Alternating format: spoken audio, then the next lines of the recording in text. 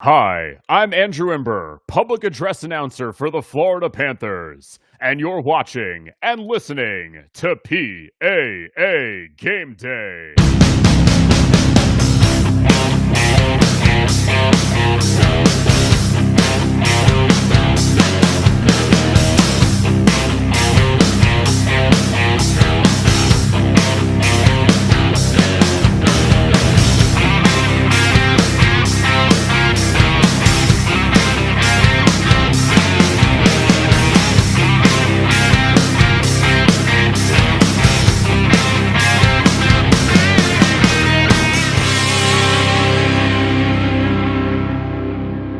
Please welcome the host of PAA Game Day and a public address announcer for Syracuse University and Colgate University, as well as the New York State Public High School Athletic Association for numerous championships, Tom Winiecki.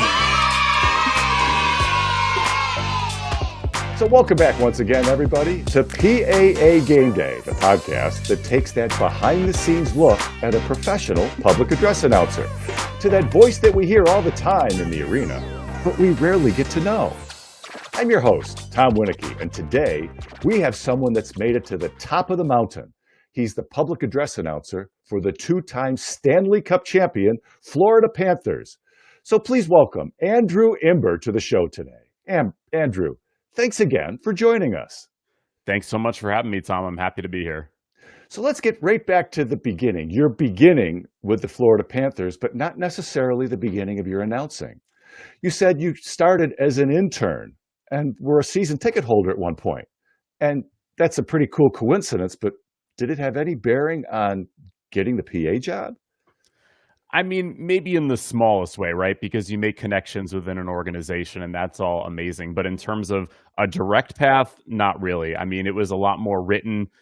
We did a lot of work with press releases. We did a lot of work with the game day program. So I can't say that it was the direct route to the seat that I have right now, but of course it's a great start. I mean, getting to intern with a professional organization legitimately the day out of college, going straight to the Panthers intern interview was just a blessing. And I was so excited to be there and to get to spend a year within the organization working on things within communications and PR. It wasn't directly what I wanted, but it was everything else I could have wanted, right? I mean, what an amazing experience. Oh, absolutely. And you think of the amount of people that would want to have that seat just as an intern, and you got it. I mean, that has to be special. I mean, 22, 23 years old coming out of college. I mean, absolute dream come true. It was the perfect time to get my foot in the door with the organization. There was no such thing as a broadcasting internship or certainly no PA internship. So we had to do what we could, and it was a really enjoyable experience. Oh, yeah. Now, everybody knows you as the public address announcer for the Panthers, but you've done everything: youth leagues, high school, college. You even handle spring training for the Houston Astros and the Washington Nationals. Talk a little bit about all that other work. I mean, so at the beginning, it was really just the Panthers, and I was doing marketing by day and all that full-time work that you always hear that goes into being a PA announcer at night usually comes with a full-time job during the day. And that's where I was. But around, I want to say the 2020, 2021, right around pandemic times, I was thinking it might be time for a career change by day. I was thinking about going back to school to become a mental health counselor. And I was going to do that by day and announce by night. And I got waitlisted from the school. So in that time where I was waitlisted, I said, you know what, let's pour everything into this and see if we can make this happen. Okay. And right around that time, I got my first college football and college basketball job. That led me to spring training. That led around the calendar the other way to college volleyball. And so everything just kind of springboarded. And before I knew it, I was doing half a dozen colleges. I was doing a high school and basically every sport within those organizations. And of course, the spring training. And that's how we really kind of brought this towards full-time status, which is not an easy thing, I'm sure you know, in this industry to achieve. So I'm very proud of that. And to get to be paid to watch live sports, nothing better. Yeah. Now, a lot of us will say, this is not a full-time job. This is something we do on the side and we love doing it. But you've figured out a way to evolve this to where this is your full-time job. It's close. If it's not, it's close, and we're definitely getting closer to that every single day. And that's what if I could give a piece of advice towards those who want to work towards that goal, you just got to stick with it because the longer you're with an organization, the more you can be like, hey, I've been doing these games for a long time. Can we do an Hmm. extra 25 a game this year? I'm doing 3 or 4 other schools this year. Do you want to be number one on my priority list? Can I get another 25 this year? I hear Like you. those Yep. are the things that you can kind of leverage after a while and after you Hmm. build these relationships and stuff. And so the longer that you're with some of these organizations, you can have that kind of reach. And granted, look, I'm not going to say that it can happen if you're just doing colleges and stuff. I know that Yeah. being Yeah. a professional announcer gives you access to that game rate that you can't get at the high school or the college level. True. But there are other opportunities. I work for a private high school. That's one of my highest paying gigs. So Oh, you just wow. you never know. You just got to build these relationships. You got to keep networking, and one is going to lead to another, which is going to lead to another. And if you do it long enough, I really believe that you can make it more of a full time position. Okay, okay, I completely understand that point of view. That's a great way to look at it. Now, a little bit going back to the Panthers. You told me in our conversation before this that you were actually the backup, but nobody really knew. What's the story behind that? Yeah, so probably 3 or 4 years before I got the actual job itself, I was doing a youth hockey game, I wanna say 8-year-old mite game, Mhm. and one of the dads happened to be in the Panthers organization. I had come across him 1 or 2 Okay. times during my internship. Wasn't directly what I was working for, probably should have been because he was game presentation, it would have been more ideal, and he said, "Yeah, man, you're sounding really good, do you have any interest in being the backup?" And I was like, "Yeah, of course, Yeah, like, where do I sign up? Yeah. exactly, please."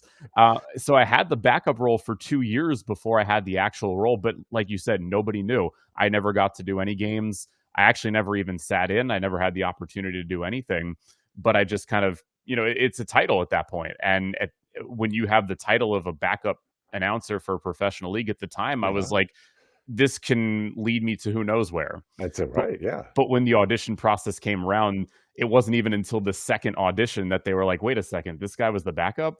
And so I say it really had no bearing. And it was just one of those things. It was more of a title than anything else. But again, it was an amazing thing for me. Now, what was that audition like? You told me there were 65 or 66 people auditioning for this one position. What was that audition like? And what was that phone call like when they said, we want you to do this? It was the most, I want to say, the scariest moment of my life getting onto that microphone because I knew how hard I had worked for that and how Yeah. badly I wanted it. And as you said, there were 65 other people who came in from all across the country. Big minor league announcers with a ton of experience came in Mhm. for this. Of course, you see a professional position open up, you're going to fly, you're going to relocate, whatever it takes. Fortunately for me, it was in my backyard with the team that I had grew Wow. up adoring, and just the perfect situation. And I don't think they knew how many people were going to come because that audition was supposed to be about 7 pages. It was nowhere near 7 pages at the end of the day because they realized how many people came out for it. Yeah. Yeah. So it was a completely it was really, you knew that you had a limited amount of time to get your skill across. So I poured everything I could into that starting lineup read, and they narrowed it down from 66 to 3, and I was fortunate enough to get the call back for the 3. Yeah. I went in there with my Panthers tie. There were no subtleties. I was like, "This is my team. This is my love." And oh man, so the phone call wasn't "you have the job." The phone call was "you want to come in tomorrow to talk at like 8 in the morning." And I was like, "Please, whatever. Like, I'll be there. Like, let's just do this." And that was a surreal moment. He was like, "So do you want to do it?" And I'm like, "The easiest yes of my life." Yeah. Yeah. Yeah. Exactly. What a feeling that had to have been. All right, Truly folks. special. All right, folks, we're going to take a quick break. And when we come back, we'll have Andrew tell us about some folks who generously helped him develop into the announcer that he is today. You may recognize a few of these names. So we'll be right back.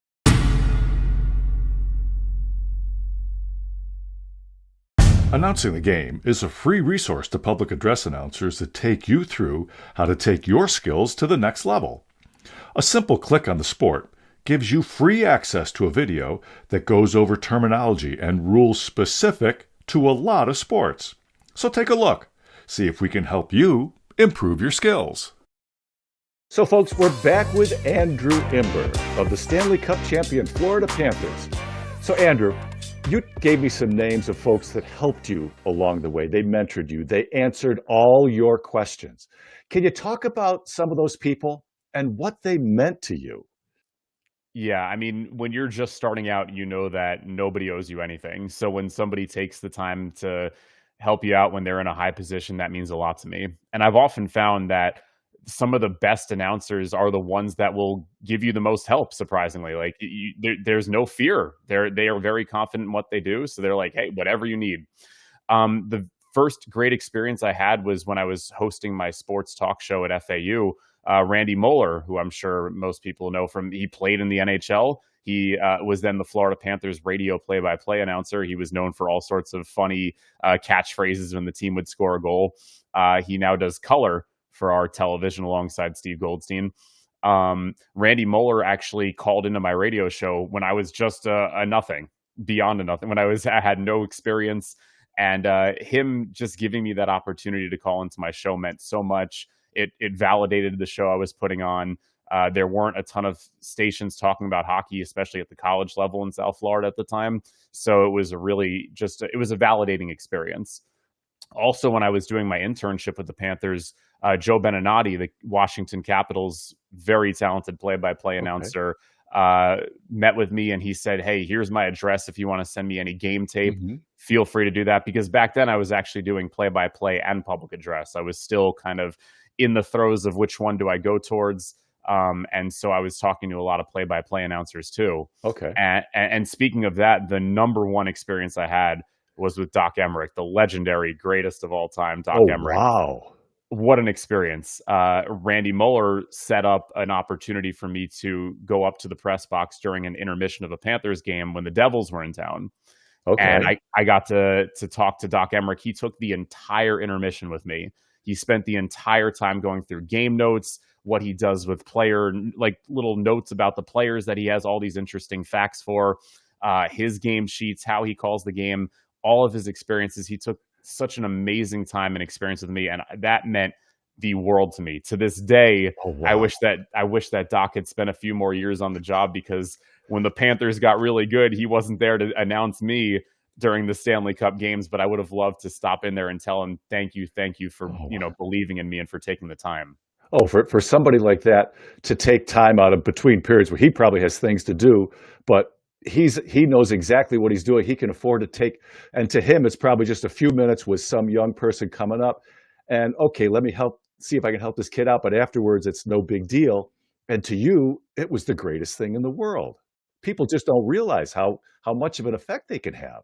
And honestly, he is the biggest reason why anytime I get a message from a 12-year-old aspiring broadcaster or someone who's just starting up in high school or college, and they're like, "Hey, I'm finally getting a chance to get on my first broadcast. Do you have any advice for me? Can I send you my reel? Can I send you my tape?" Every time it's 100% yes. Please, whatever I can do to help. I've mentored kids. I've tried to help them find opportunities once they get out of college or even before that, because I know how hard it was at times for me. But I also remember how great it was when someone like Doc took the time and validated my experience. And I'm there to do that for anyone who wants to get in the industry. Well, it's so easy to overlook, but yet it's so easy to pay something forward like that. What a great thing that you started with that. And along those lines about helping young announcers out, you told me about how special that is for you, and you started to allude to that a little bit, but also about something you went through when you were younger. Can you talk about that? Yeah, I mean, a lot of people don't know this about me, but I actually grew up in speech therapy. I had multiple lisps with my S and my T's and all that. And it was just at the beginning, of course, it was me just announcing for my friends playing N64. We'd play Mario Golf, and I'd be like, "Oh, what a lovely tee shot." Like, it's sort of with really funny little things like that. But it evolved obviously into all this. But at the time, when you're sitting there struggling with the speech impediment, the last thing you're thinking is, I'm going to be a professional announcer. So when I tell that story, it's really from my heart, where I just say, if there's something you want in life, even if you have a limiting factor that's in direct, like, kind of contrast to what you want, life's too short, man. You just got to go for that dream. You have to go for that dream that you want. So I always encourage, whatever it is you're going through, even if it's holding you back from what you want, go for it, man. Even if it's a lisp and you're an announcer, I've talked to an announcer with Tourette's. Like, we overcome these things and we get to some high levels, even with these limiting factors. I'm telling you, life is too short. You got to go for your dreams.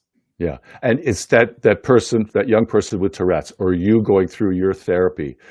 To you, it's the end of the world. To that individual with Tourette's, that's the end of the world. But in the big picture, that's just a small step to overcome to get to where you want to go. To you, it seems like a big step, but when you get past it, it's like, oh yeah, I took care of that. Now let's move on. Absolutely. Yeah. And it's one of those things where I always say, respect the process, Mm-hmm. remember the journey, never get too high, never get too low. And that's something that I always take with me. So it's one of those things. If someone has a lisp and they come to me for that advice, it's like, just stay with it. I know it's tough, but you gotta battle through that. Exactly. What great advice. Now, having done so many different games at so many different levels, you've talked about college volleyball, football, Mighty Might ice hockey, and everything in between. What's your game day preparation and performance like at those, I don't want to say lower levels, at the younger levels?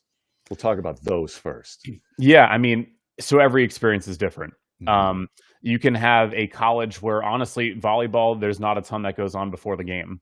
If I know that my first read is 15 minutes out, sometimes it's 30 to 45 minutes before the game. We're walking through those doors and we're just sitting down and we're ready to go. If Mhm. you've done 100 games, 200, 500, you know the routine at some point. There's no Yeah. pre-production meeting for college volleyball at that level generally. Yeah. So sometimes it's 30 to 45 minutes of arrival time with, let's just get the pronunciations of the road Mhm. team real quick. And it's usually there at the bottom of the sheet and you're ready to go. Yeah.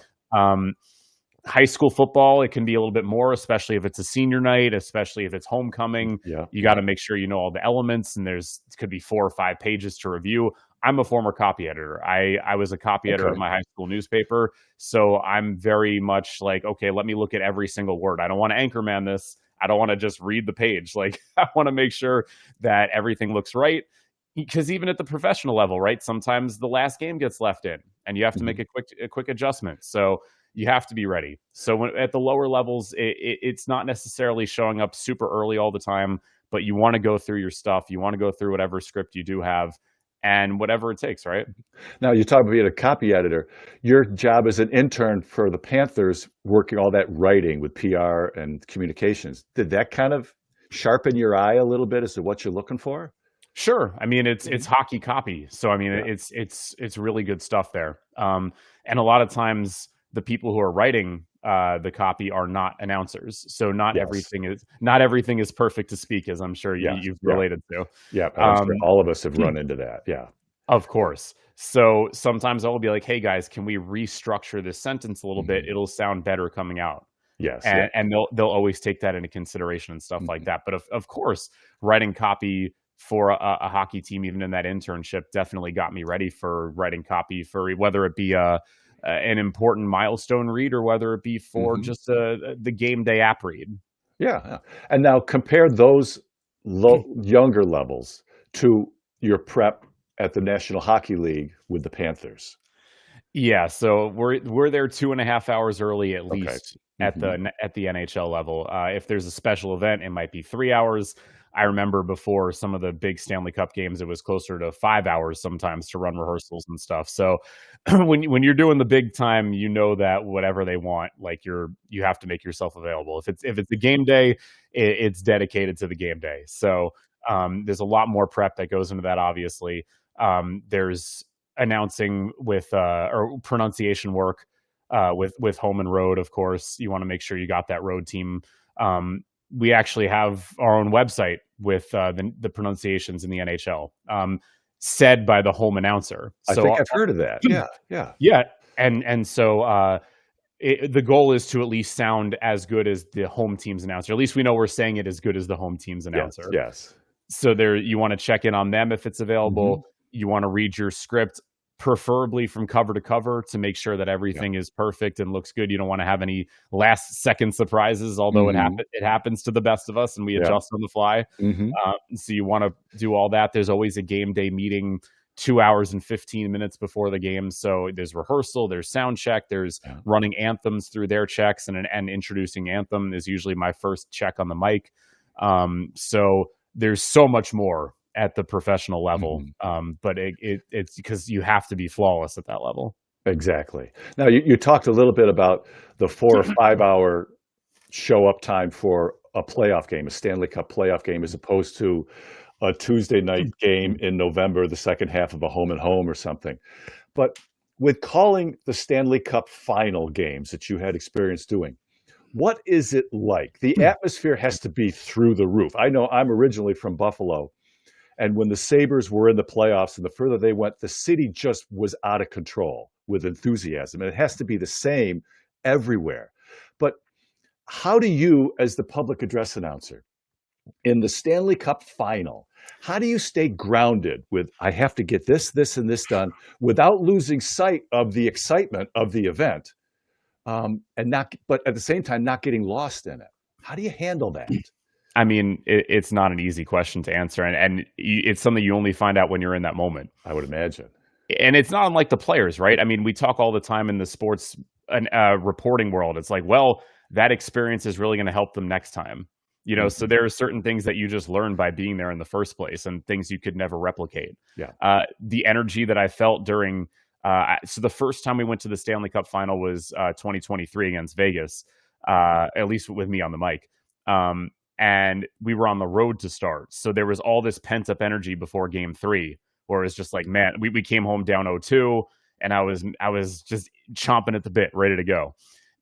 Contrast that with 2024, we have home ice advantage against Edmonton the first time, and oh man, you're just like, you're busting at the seams, ready to go for game 1. The energy is through the roof. Like you said, it's something that you really can't feel until you feel it. And in that moment, you're just running on instinct. You're running on all that experience. I mean, luckily, by the first time we got around there, I think I was already about 400 games in. Yeah. You rely on all that experience. It's important at that point. I can't imagine having gone to the Stanley Cup in my first year. I don't know if I would have been prepared for that in year one. Just being honest. Oh, Like, yeah, yeah. it's a different animal, and having that opportunity, and especially we now have been there for the third time. Mhm. You lean on that experience, and by the second or third time you're there, you're like, okay, this is old hat. I know what to do. It's never old in terms of the energy. That will never get old. Sign me up to Yeah. do a Stanley Cup game every year for the rest of my life. Yeah. That is an experience unlike any other. But from my perspective, your Yeah. heart rate comes down just a little bit. Your emotions come down just a little bit. You're Okay. not pacing around in between the play, hoping, basically being a fan every time you're not on the microphone, and Yeah. yelling down to the ice, and then being like, ladies and gentlemen. So Yeah, yeah. that happens a little bit more in the early stages. When you've been there, Mhm. you can kind of take a step back. You can kind of lower your pulse just a bit. Again, not unlike an athlete who's been there before. So experience counts for a lot in this field. Well, it sounds like the same advice you gave to that young announcer with a speech impediment, or somebody that's thinking of getting into it: trust the process. It's the same thing I heard you say. All right, I've been through this once before. I've done it before. The emotion is there, and that stays in this box over here, but I still have a job to do, and I can remember what it was like. So yeah, trust the process. And on top of all this, amidst the excitement, the pageantry, all the sidebars to all this thing, how do you maintain your voice in all of this? Well, I mean, I think you heard me coughing just now. It always there's no secret. It'll happen to the best of us in Mhm. every situation. I don't do a ton, I will admit. I don't vocal warm up. I don't Mhm. really say me in the car on the way there. There's really none of that. On the occasion, I will use the Singer's Saving Grace spray, especially if I've been having Okay. some little bit of phlegm issues, or if I'm sick or something like Mhm. that. I have some of that throat coat tea Yep. that announcers use so often. I swear by that stuff. It's not bad. It's great. But honestly, outside of that, oftentimes I just step into the mic and get going. And you might have to cough out after the first sentence of the night on during rehearsal. You might turn the mic Okay. off and a little bit, but Mhm.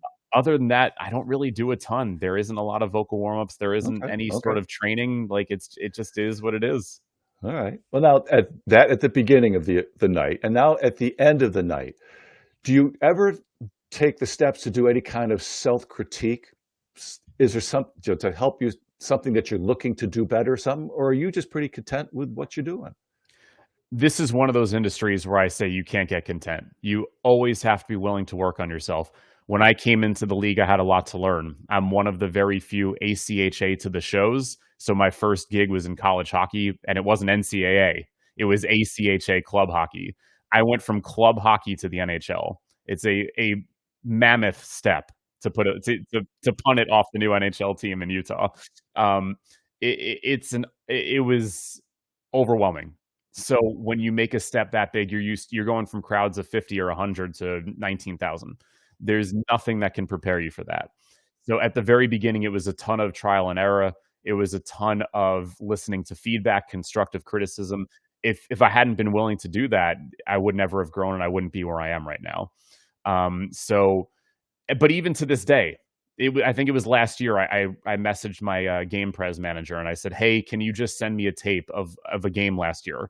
I want to listen to it from the time I get on the microphone to the time I get off the microphone, and I want to evaluate my performance. I want to hear if there's anything I can do better." And I studied that tape and I found a couple of things where I was like, you know what, this sounded a little boring on the mic. I want to make it. Okay. I want to up the intensity. I want to Okay. add a little growl here. I want to add a Mhm. little energy here. I want to add a little just finesse here. Okay. And so even to this day, I'm over a decade into this. I'm still evaluating my performance. I'm still looking to grow. I'm still looking to improve my performance on the things that I'm not at the elite level that I want to be at. And I'm always open to growing that game. Mhm. And by somebody from the outside like me hearing that from you says, if I'm that high school person that wants it to be the top of his, this is the guy I'm going after, because just like I teach my players, never be content, work as hard as you can, get better every day in practice, you're doing the same thing every day in practice, just is somewhere else. It's at a studio, it's at a table, it's in a quiet corner somewhere. So that's a great thing to hear. They used to say, in order to look good in front of millions, you have to outwork millions in front of nobody. And that's a saying that I absolutely love, because you can't just show up and say, I'm the greatest, Mhm. I'm a bad man. Like you Yeah, can't get right. you can't get caught up in that. You have to No, be willing to work. And if you're not willing to work, someone's going to chase you down and take your job. absolutely. All right, folks, we're going to take another quick break, but stay tuned, because when we return, we'll get into Andrew's love of physical fitness and his time on American Ninja Warrior. You're not going to want to miss this. So stay tuned.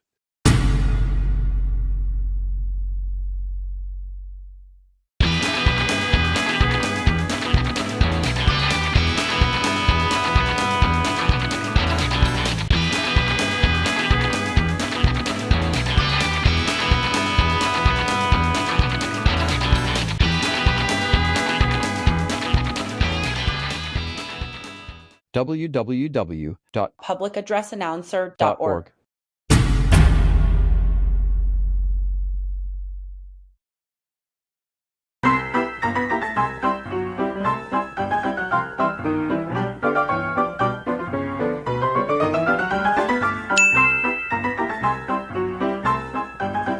So we're back with Andrew Imber of the Florida Panthers. So let's shift gears a little bit here. I hear you're quite the fitness buff. Now, to me, that's pretty near and dear to my heart. I was an elementary physical education teacher until I retired. I heard that you were a contestant on season 9 of American Ninja Warrior, and you still do Spartan races. How in the world did that come together? Well, around the time that I got out of college, I just fell into the gym. I don't know exactly how it happened, but I just fell in love with the Hmm. gym. And it became a lifestyle. It snowballed, it avalanched, Hmm. and it was just one of those things where I felt so good after I started to make progress. Yeah. And so I was just a fan of Ninja Warrior. I would watch it on television. It was in the early seasons, and I never thought I could do anything like that. And I remember my first experience going to a Ninja Warrior gym in Miami, owned by my friend JJ Woods. Um, he was a contestant for many years. Uh, I was like, "Oh my goodness, I can't do any of this." I would get up on one arm and just fall right off. Like I grew so much respect for that industry. Pardon. And taking that next step to trying to get better at Ninja Warrior was not easy. It was, and I think that's part of why I liked it. I was like, I'm just not good at it. So it's one of those things where if I'm not good at something, I want to get better. It's like it's that challenge that challenge in me, that competitive instinct. And so after a few years, I was like, okay, maybe I can do this. And so they're always looking for good stories. So I said, maybe the job. Maybe I could be the ninja voice. So I developed the ninja voice persona, developed a logo with a microphone and a ninja star, which I still have. And I submitted the first year I was not chosen. And the second year I was absolutely lucky to be chosen to compete on the show. I competed in Daytona Beach, Florida in the Southeast region in season 9. What an amazing experience. So many things that you would just never realize watching the show on television. I ran the course at 4 in the morning. All the taping is overnight because they want to have it dark in the background. I met one of my best friends to this day on set. Just an unbelievable, incredible experience. And I submitted another 8 or 9 times and I wasn't chosen. It's one of those things where you are one of 100,000 people submitting and they'll choose 500. Your odds are infinitesimal. So just getting that one opportunity was just an amazing life-changing experience for me. And I wouldn't change it for anything in the world. And actually, one of the things that I love to tell a little story. So Daytona Beach is about 4 hours from me. Yeah. At the time, I was finishing up my second season with the Panthers. We had a game on a Thursday. I ran the course on Friday night, and we had a game on Saturday to wrap up the season. So I drove up 4 hours to Daytona Beach for an interview, came back 4 hours, announced the game on that Thursday, drove up another 4 hours on Friday, ran the course overnight, drove back home 4 hours from 6 a.m. to 10 a.m., went to sleep for 4 hours, woke up, drove to the arena, and called the final game of the season. And it was the most incredible 48 hours of my life. Oh, jeez. Now, I would imagine if there's a player on the Panthers complaining about being tired on the second day of a home and home back to back, sounds like you've got the perfect comeback for them right there. That was my home and home right there. Now, I also have to ask you, I'd be remiss if I didn't ask, I got to hear, what's the ninja voice sound like? I got to hear this. You mean on the mic in the arena, or just like, so the ninja voice didn't have any special, there was no like behind the mask. It wasn't anything special like that. But if I'm on the mic as my voice on my ninja voice, it'll always be, ladies and gentlemen, welcome to Amarant Bank Arena. Okay, that will get people's attention right there. Especially the fans from Ninja Warrior. They say, wait a minute, I've heard that before. That's one of my favorite things, I'm sure you can relate to, is welcoming people that big first time. Yes. All right, now I have a couple questions that we ask all of our guests. First, has there been one moment for you behind the mic? One of those, oh my God, I have to make sure the microphone is off so I don't cheer over the public address system. Any of those for you? All the time. Literally all the time. I will be cheering like a fan, and then I'll turn the mic on and I have to get serious. And that's, I don't care if that's game 1 of the regular season or if it's playoffs. I grew up a Panther fan. I went to my first Panthers game at 5 years old with my dad in the Miami Arena in their first year in 1993. I bleed Panthers red. So it's a labor of love for me. So I'm always that fan. I know that as soon as the mic gets turned on, you got to dial it back. And if there's one thing that I have to work on sometimes, it's making sure to dial it back. You can't be a fan on the mic. So of course, and everyone knows during Game 7 of the Stanley Cup against Edmonton, there's only so much you can hold that back. You are absolutely cheering with the 19,006 or whatever, or over capacity at that point, standing room only. You are just an extension of the fans at that point, because you grew up a Panthers fan. You remember being a season ticket holder. My name is still on my seat when I was a season ticket holder. And you remember being an intern and the backup and the whole process. I mean, I cried after. Like it was an emotional. I had some tears because you remember that whole process, and to get to that mountaintop was just everything. So That's yes, unbelievable. I was that fan cheering. Probably on and off the mic. If you listen back to your Panthers or Stanley Cup champions, there's so much emotion in my voice, because it's just, you've been waiting your whole life to hear that, and to be the one that gets to say that. I still have goosebumps. Now, I have to ask you this. I saw your T-shirt, Cats and Rats. Did you ever throw one of those onto the ice? As a fan, sure. We're so far up now in the press box. I don't think my arm could hit it. No, I no, don't have that. I don't have 500-foot toss power. I'm not no? that. Even Okay. with all my athletic stuff, my arm's not that good. All right. So now, on the other side of that coin, and all of us as public address announcers have had a moment where something comes out of our mouth and we instantly want it back. Any of those moments for you, and how did you move on? It's such an important, good question because I have had those moments and I've had those moments in the last few Mhm. years. People think that we're just infallible. They think we're robots. They think we're AI. Just I am AI. It's right there, Andrew Imber, but I'm not AI. So we are not infallible. And I learned that early and I Mhm. learned that to this day. One I still remember in a preseason game, I always say his first of the season. And during a preseason game, I just like my mind wasn't right, and I ended up Mhm. I said his first of the preseason, and it came out as a someone said, "Oh, that was a crazy remix Imber did," and I was like, "It wasn't what I was going for, but that's what came out." Yeah, yeah. Um, a few years ago, to this day, it hurts my soul. Sam Reinhart scores a goal. I'm I write all my information down on my sheet as I've done 7 zillion times. As I start the Panthers goal thing, I notice I did not write how many goals he had scored. As the Panthers fans are saying goal back to me, I know I have literally 1 second to try to look through this entire game sheet and figure out how many goals Sam Reinhart has. I look, I think I see his number, and I say and I'm like, "That's not his number," and I'm like, I see my boss out of the corner of his eye go, he gives me this look that's like, "What's going on? What's going on?" And I'm like, his 30th of the se and in that moment, you're just like, "What do I do? How do I pull out of this?" And you're mortified because I'm at that time, I'm 7 or 8 years in at the professional level. This is not a mistake I make anymore. Mhm. And you there's I don't know how to describe it, but nothing like that has ever happened to me since, Mhm. and I've found 2 or 3 ways now in my head where I was like, "You know what? I could have just not said how many goals he had, and no one would have known." Right. I could have faked it and said the wrong number of goals he had, and no one would have known.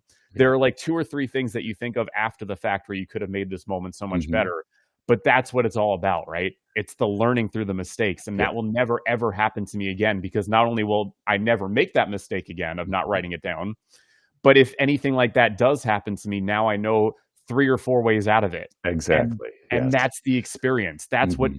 you can't teach. That only comes from doing this for a long time Yeah. and making those mistakes and Mhm. realizing at the end of the day that we're all making these mistakes. I remember after I heard it was a ceremony for a big player in the Mhm. NHL, and one of our brotherhood members fumbled a line at a crucial time, and in that Mhm. moment, I was like, "This happens to all of us, Yeah. and stop worrying about it." And it was that moment when I just stopped worrying about every single word I said. I stopped Mhm. worrying about every single possible mistake, that I stopped making them. It was as Okay. simple as that. It was Mhm. as simple as getting out of my own head where my mistakes went down 99%. And Yes. now I can say for the past 2 or 3 years, obviously, I'll knock on the wood in front of me, mistakes just don't really happen anymore. And Yeah. it's because I'm confident and it's because I have that experience and it's the kind of stuff that you just can't teach and you just have to learn by doing. Yeah. And it was the willingness to learn from that experience, which is a hard thing sometimes for people to do, for all You of us have to do. you have to Yeah. humble yourself a little bit. Yeah. Now, one more question before we go. People on the surface may look and say, holy cow, this guy, he's called the Stanley Cup final. He's with the Florida Panthers. He's at the top of the mountain. He's had a great career. But you're still a young guy. What keeps you coming back to the mic? It's a couple of things. I think personally there is some legacy to it. Um, I want to be the greatest. When people talk about the greatest, they talk about Alan Roach. It's as simple as that. He is a legend. He's got a voice on like he'll bring you to your knees, even if you've done this job for 50 years. That is a voice that even just talking, I can't even imagine. Please bring the pancakes. Like Yeah. it's something else. He Yeah. is an extremely talented individual. Yeah. Um, but there isn't always who's that second, you know? Mhm. There and I know that having 10 and now 11 years of professional experience at the age of 36, my runway is larger than most. Yes. So I know that I can be doing this for a very long time. My goal is to be doing the Panthers for 50 years. I want them to have to retire my banner someday to the And, rafters there you go. Yes. with a big microphone going up, like a big microphone, whatever it takes. Yes. So there is on that. I don't want to call it selfish, but on that personal note, I want to be remembered as one of the greatest of all time. And I work tirelessly to put myself in that conversation. And I hope as the years and the decades build that some people do say, hey, Alan Roach and Andrew Imber, man, like those are two of my favorite guys. So that's part of what brings me back to the mic. The other part is that I don't want to work in a store. I don't want to work in an office. I don't want a 9 to 5. It's not interesting work for me. Yeah. I am so blessed to be able to do what I love so many days out of the year. I've never been bored. You don't sit there and be like, I could fall asleep. It doesn't happen. You're literally watching live sports. And it doesn't matter if it's professional or high school or 8-year-old mites. You're still watching kids skating around and fighting for the puck, and you're locked in. Yes. And if sports is your passion, you are not working a single day in your life. And so if anyone can make it to the point where they're doing enough jobs that they can only do announcing, like, man, you got to do it, because you're avoiding all that 9 to 5 stuff that's just, I'm not a fan of. Maybe that's for some people. It's not for me. I know that this is my gift to share with the world. I know that I was blessed with this talent, and to have that opportunity to share with people, and to get people excited. I remember when I was going to Panther games, like, you associate that voice. You walk into the arena night after night, and it's that voice, and it becomes synonymous with the building. And I know now in my 11th season that there's people who have only heard me in that building. And that means so much to me. There are people who are born into this who don't know any other voice besides mine now. And that means so much to me. And I used to carry this little logo with me. I still have it somewhere. I used to write, it was on a puck, and it said first, 32, last. And what that stood for in my job was first. So first means that there's 20,000 fans there. There's somebody there that's hearing me for the first time that night. Make sure that they leave with a good impression, because this is the first time they're ever hearing you. So make sure you're bringing everything to the mic, because this is your only first impression with them. 32, a reminder there's only 32 of these jobs in the NHL. You are so lucky to have one of those 32 positions.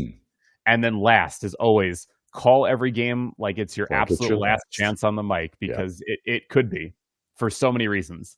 Whether it's things that happen in this world, or whether it's the industry where you never know if your next game is your last one. So those three things are what gives me the energy to pour everything into that mic, whether it's Game 7 of the Stanley Cup, or whether it's a preseason game on a Tuesday. Yeah. Now, what I hear you say is the same thing. I describe my daughters. I have 2 grown daughters, and I say they love what they do in their careers, and they love working at what they do. I get that same impression from you. Your passion is what you do. You love what you do, but you also love the work that goes into it. The work that nobody sees is something you enjoy doing. And to enjoy that part of your job is key to anybody in any profession. And to hear it from somebody like you only drives that home from everybody else. So Andrew, thank you. This has been outstanding for me and for our guest today. So thank you very much. Tom, I really appreciate you giving me the outlet and the opportunity to share my story, and to hopefully inspire that next generation of broadcasters to take that next step. Well, I'm sure you already have, just by sitting with us today. That's it, folks, for another episode of PAA Game Day. A special thanks to our guest, Andrew Imber, of the 2-time Stanley Cup champion Florida Panthers. Again, Andrew, thanks so much for taking some of your valuable time and spending it with all of us. And for all of you out there watching and listening in, thank you for joining us. And don't forget to check out publicaddressannouncer.org. Remember, we've got tons of free resources for you, from game forms, referee signals, job listings, pronunciation guides, and our free Announcing the Game video tutorial series. And if you watch us on Facebook, LinkedIn, X, or possibly YouTube, leave us a review. If you're listening on Spotify or on Apple Music, do the same, because we're always looking for constructive feedback as we put together our next podcast, where I'll be interviewing Sean Parker, the PA announcer for the NBA's Charlotte Hornets. And be sure to share this with others out there who may want to learn some more about the voice that they always hear, but they never get to know. So until next time, I'm Tom Winiecki, and I can't wait to hear you on the mic.